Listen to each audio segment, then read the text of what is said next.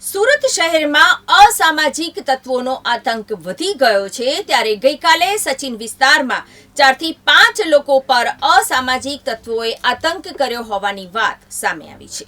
સુરત શહેરમાં અસામાજિક તત્વો દ્વારા જાહેરમાં હથિયાર નીકાળીને હુમલો કરવામાં આવ્યો હોવાની વાત સામે આવી છે। ધૂળેટી પર્વના દિવસે સુરતમાં 4 થી 5 લોકો પર હુમલો થયો હોવાની વાત સામે આવી છે। રિક્ષામાં આવેલા ઈસમોએ ચપ્પુથી હુમલો કરીને લોકોને ડરાવી દીધા હતા, તો બીજી તરફ રિક્ષા ફૂલ સ્પીડમાં ભગાવીને આ હુમલો કરવામાં આવ્યો હતો। તો લોકોએ સ્વ બચાવમાં રિક્ષા ચાલક પર પથ્થરમારો પણ કર્યો હતો। સેજલનગરમાં લુખ્ખાઓએ આતંક મચાવ્યો હતો।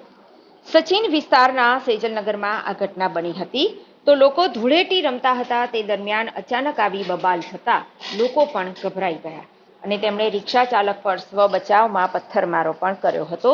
તો રિક્ષા ચાલકને પકડવાનો પ્રયાસ પણ કર્યો, પરંતુ રિક્ષા ચાલક સ્પીડમાં હતો એટલે તેને પકડી શકાયો નહીં।